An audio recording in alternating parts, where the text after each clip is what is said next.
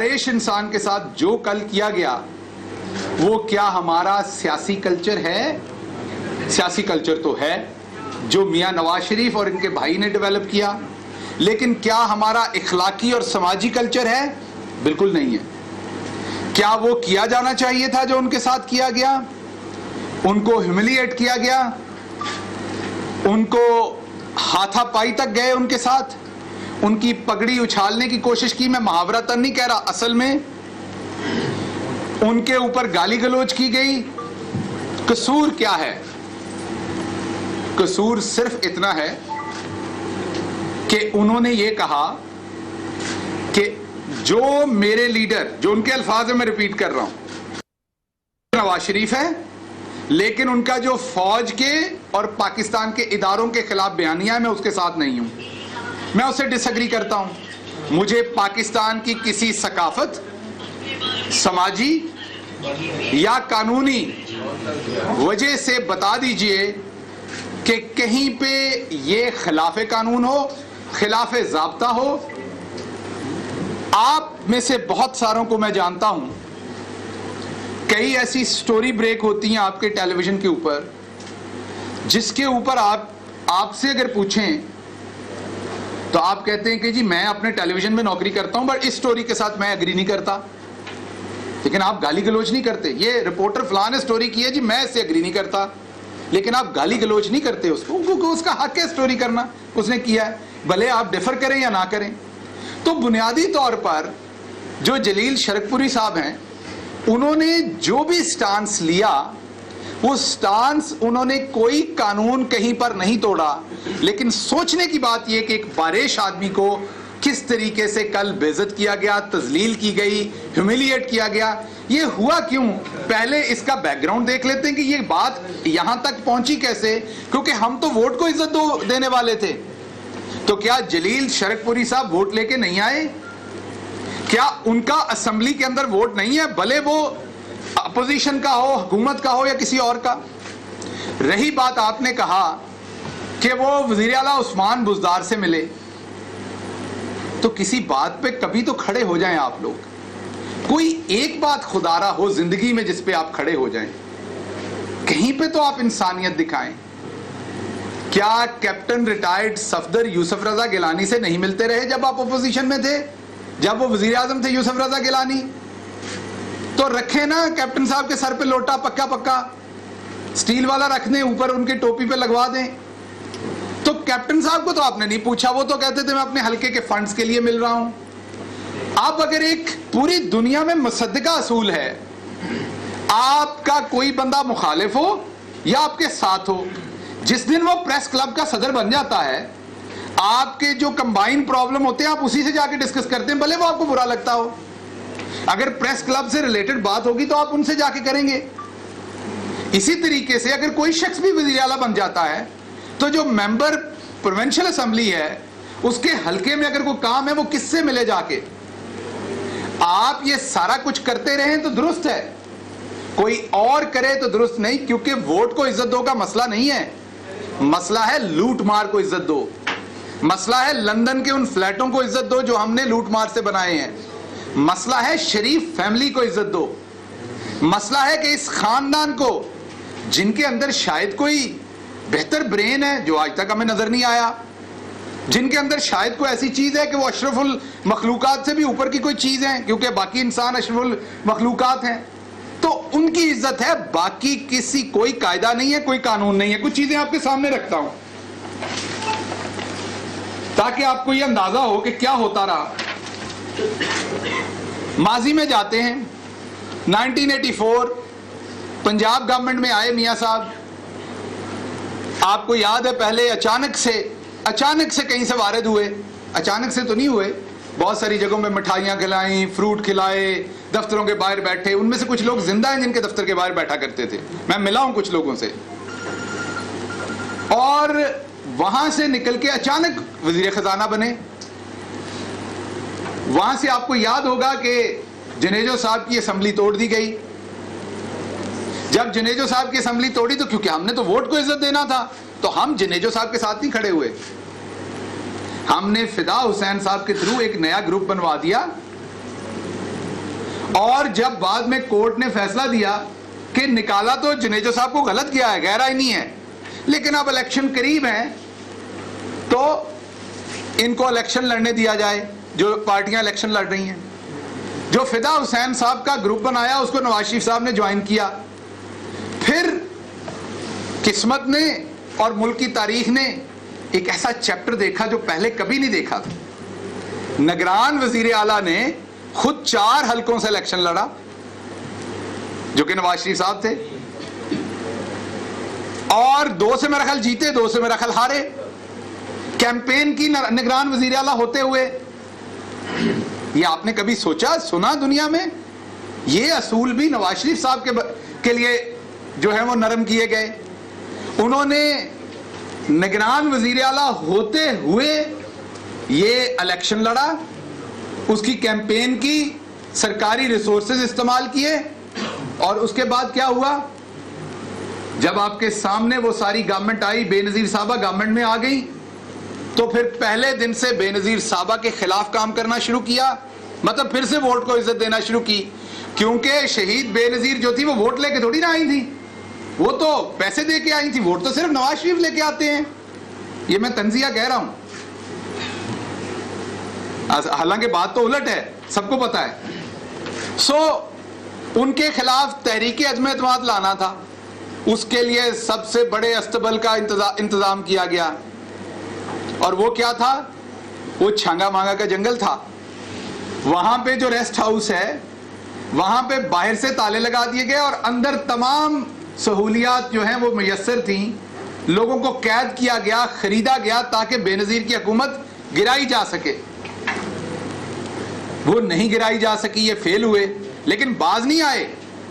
उसके बाद भी काविश जारी रखी और सदर के साथ मिलकर हुकूमत गिराई और खुद हुकूमत में आए।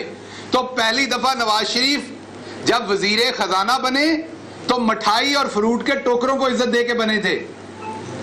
दूसरी दफा सदर के साथ मिलकर साजिश करके मोहतरमा की हुकूमत गिरा के पिछले दरवाजे को इज्जत दे के फिर वजीर आजम बने थे पहली दफा।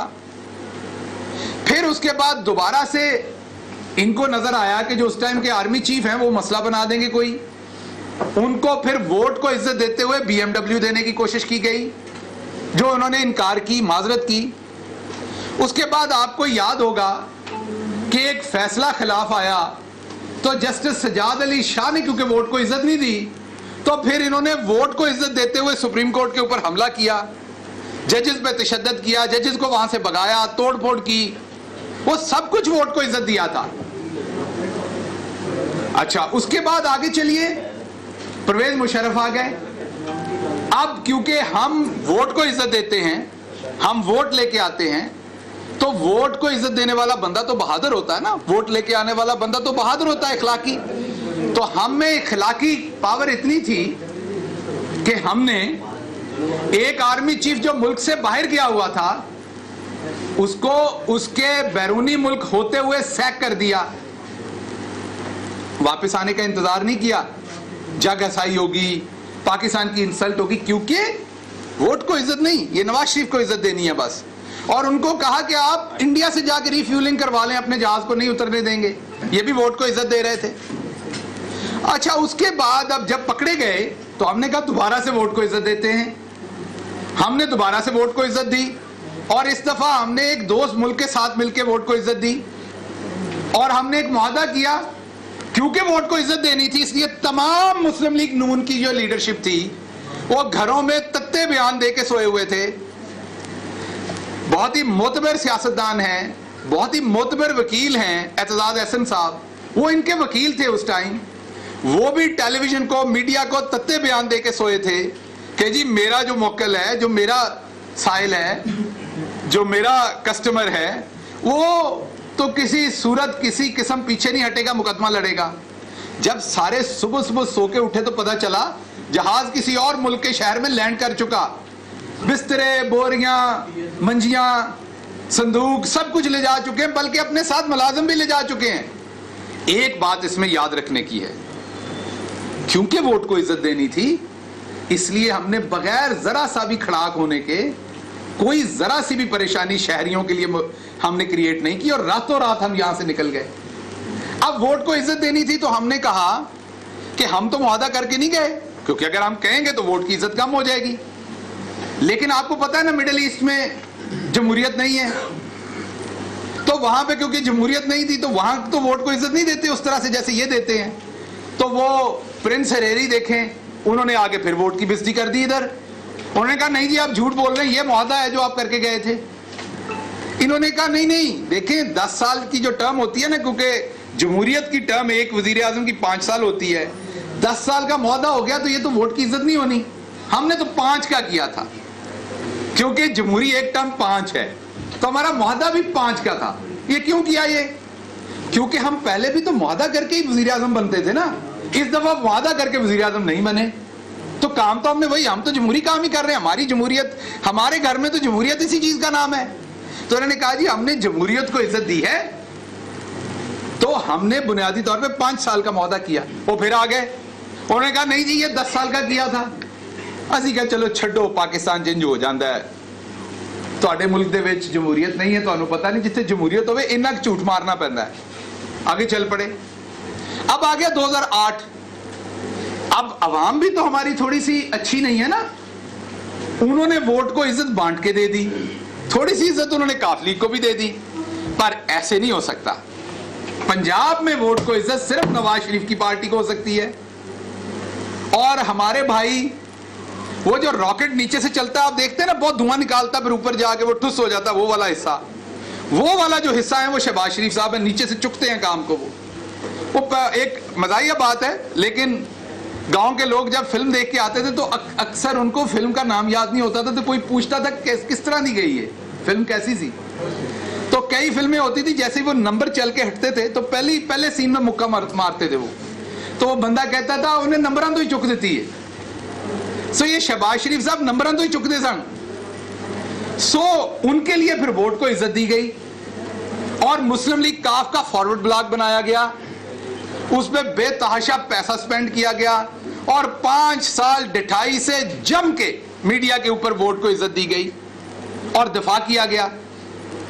उसके बाद हम यहां रुके नहीं, कादरी साहब आ गए कहीं से, उन्होंने कहा जी मेरे पीछे भी लोग हैं, मेरा भी वोट बैंक है, छोटा है थोड़ा है लेकिन मेरे भी वोट है, मेरे भी लोग मानने वाले हैं। हमने कहा ऐसे तो नहीं होता, अब इसका फैसला हमारा जस्टिस गुल्लू भट्ट करेगा, क्योंकि हमारे जो लाहौर में जजेस हैं, जो इनके अपने जजेस हैं लाहौर में, मेरा कहने का मतलब जो सियासी इनके कारकुन है वो भी तो अदालतें लगाते हैं ना।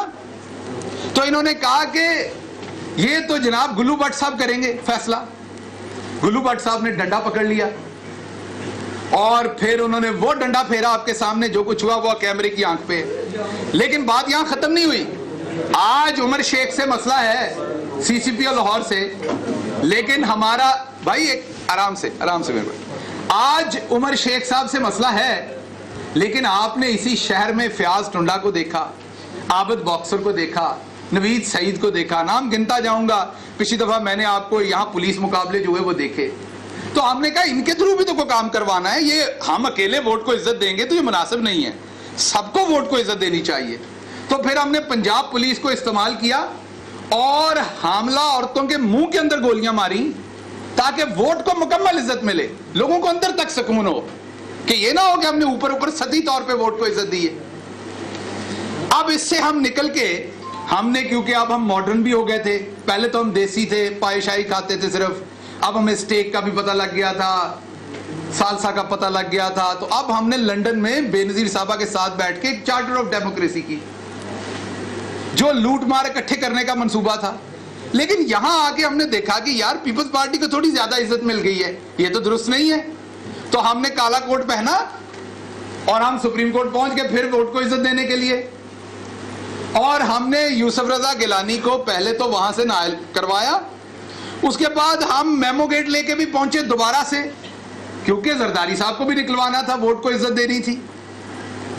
ये तमाम चीजें हम वोट को इज्जत दे रहे थे, मैं सिर्फ आपको ये बताना चाह रहा हूं। और क्योंकि अब जलील शरकपुरी साहब जो हैं, उन्होंने इसके बरक्स वोट को इज्जत दी कि एक बुजुर्ग आदमी है, बारिश है, उस तरह के वो ताकतवर शायद नहीं है, वरना उनकी तरफ कोई जुर्रत भी ना करता, एक शरीफ आदमी है, तो इसलिए हमने कहा गुल्लू भट्ट जरा थोड़ा पुराना हो गया, आप मियां रऊफ को छोड़ते हैं। नाम ही फर्क है ना, कैरेक्टर तो एक ही है। तो हमने उनको छोड़ा के बदतमीजी करें। क्या कोई मान सकता है कि इनकी पार्टी की सीनियर लीडरशिप की मर्जी के बगैर यह करतूत हुई है?